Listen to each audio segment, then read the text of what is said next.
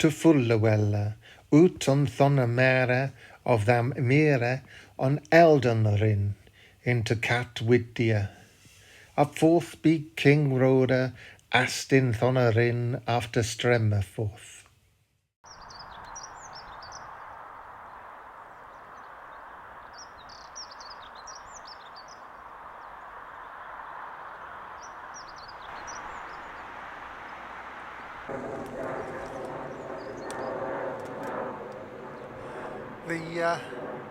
The landowner has made this a permissive path.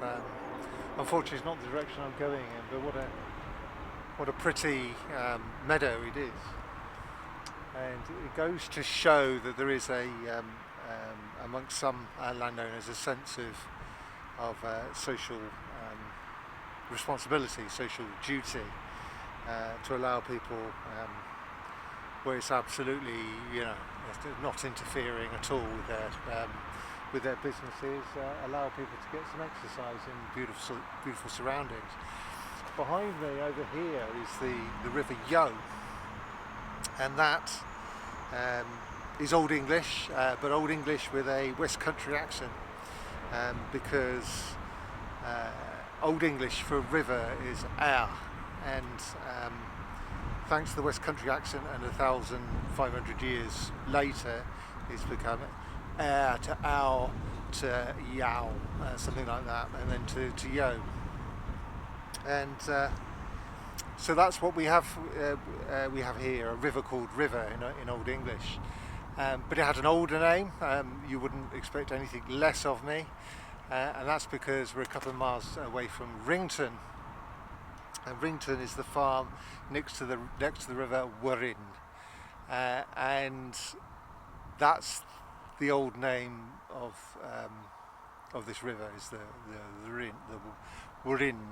We've lost that W before ours, which we used to have in quite a few words, which we don't anymore. Now that one piece of evidence is not good enough, just having Rington. Also the village of Banwell as part of its Saxon charter, and that's sort of what we're doing, a little bit of that today, is gives us, talks about going to not just to the Alden Rin, it goes to the Thonach Rin, the Rin, and it doesn't come up to here anymore. But there are 1700s maps that show the manor of Banwell coming up to the River Yeo. So those two pieces of evidence tell us that the old name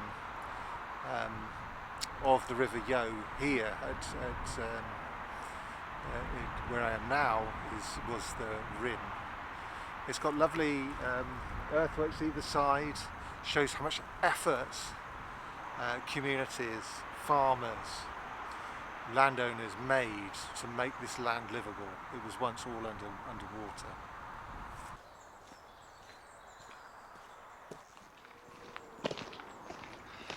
I'm on the edge of the village of Congresbury, and I was taught, when I got to Bristol 20 years ago, to call it Congsbury. And there's a couple of sources from the 1960s that say you're supposed to pronounce it Coomsbury, but I've just spoken to somebody, and I quote, "Nobody in the village calls it Coomsbury, though her grandmother did." So rather, her grandmother said you ought to call it Coomsbury, so obviously she wasn't saying it. So yeah, it looks like the 20th century put paid to that pronunciation. And I'm in Somerset. It's quite nice to go to the other side of Bristol for once. So Congresbury is named after St Congar, which is a Welsh name. He's a Welsh saint, a very minor one, and you'll find the West Country is littered with places associated with saints, and that's because it is the West that the British, the sub-Romans that preserved Christianity and therefore civilization against the barbarism of the English coming in and sweeping all before it. Well, it took them 200 years to win England, but so he's a minor saint.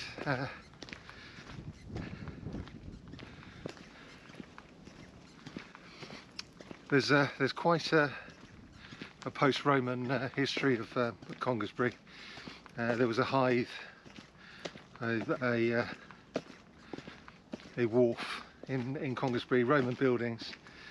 There was a Roman temple and an Iron Age hill fort with a cemetery around it, and that's quite famous. That's Cadbury. What archaeologists called Cad-Cong. It's Cadbury at Congresbury. There's more than one Cadbury. Cadbury means war fort, and so it was. Now, incidentally, the charter of Banwell talks of a heath, a wharf, a landing place, and I don't know precisely where it is. I've only just found out there was a Roman wharf here, but that could be worth looking. I shall put something in put some text in along here if it is. But really, it's Banwell rather than Congresbury that I'm interested in at the moment. Though incidentally, some local historians have had a go at the Charter of Rington, which is just the next door to it, and I should be looking into. They've given me a load of clues on that charter, which is very useful. They've even walked the boundary, so I should do some. It looks very interesting, even if it's just for nature walks. It looks fascinating. I shall come to that forthwith. But I'm out here getting a bit of exercise. This is the Strawberry Line, and it's a disused railway. Can you imagine in the 1800s the terror and excitement of the white heater technology of steam coming through their land? It's a causeway. It has to be, because all of this is very wet land. It's called the Strawberry Line because they grew strawberries around here, and as you might expect with soft fruit, they needed to get it to London quickly. So the train brought a new wealth to the area by all the farmers doing a really early crop in the West Country of strawberries, getting it on trains, getting up to London to market, and making money. And this is the exploitation of the land. It's in better logistics make the development, the infrastructure of the country, make it better for everybody, make it better for the people of London, getting their vitamin C, the taste of summer early, in early spring, and the locals around here actually being able to make money when corn prices are depressed. So you have a more diversity in their diversifying their portfolios.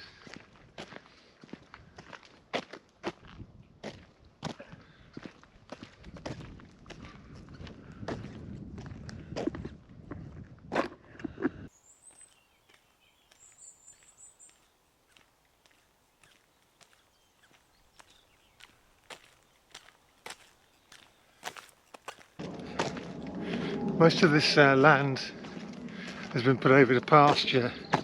You can see it has been ploughed. It has been, your standard grasses have been sown, but then you get the odd field which shows itself as what this land was like before, a little bit like what it was before it was improved by man. It's a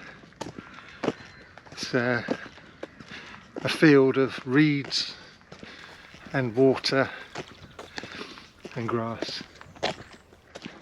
can't see anything, any land that's been ploughed. I don't know what the reason for that might be.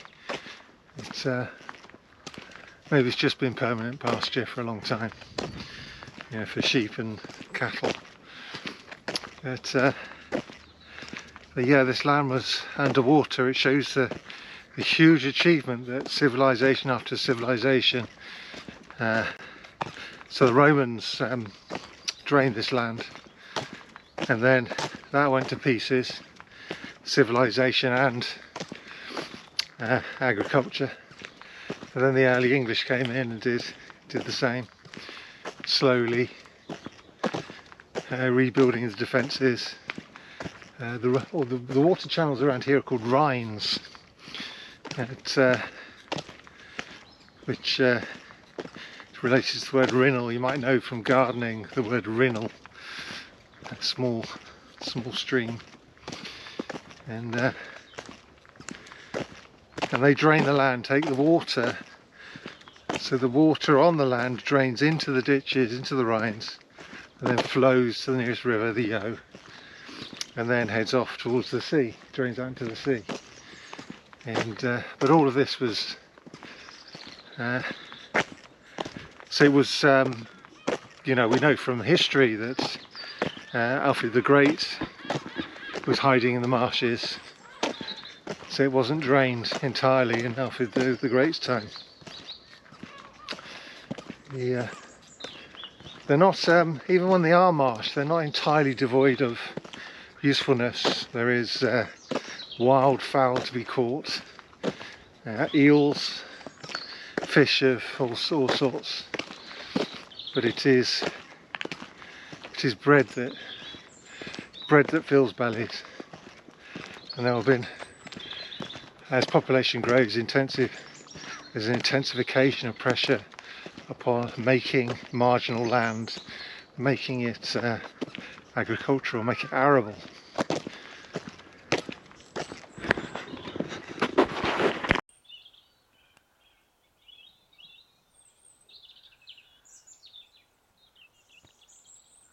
I've made the mistake before of running to the farmhouse, dragging the farmer out and going, "Look, your horse is dying," and for him to tell me no, he's having a nap, and I'm going, no, he's joined the choir invisible, and he goes, no, got another townie here. And then you go back to the field and the horse just gets up fit as a fiddle, sudden recovery, and so I no longer go report dying horses, which apparently is quite a common thing to do, is for people to panic over a horse sunbathing. In my defence, I did see a crow hopping over to take his eye out, but of course the horse wouldn't have anything, wouldn't put up with that. So yes, anyway, I'm out on the moors. The word moor comes up a lot in it's a southern word. So we have in our current English dictionary, moor means upland heath, where Victorian ladies moon over men called Heathcliff. But in the south, moor is wetland. It comes from the Old English, the exact parts of which I've forgotten. Well, moor is definitely basically means marsh, and we also have the English word marsh, mersh in Old English, and for this name, for those deltas, so the word moor has come down to us to the modern period. I don't think anybody would call a field moor nowadays, but 100 years ago, 200 years ago, yeah. So these fields around here are called moors. Lowland, wetland.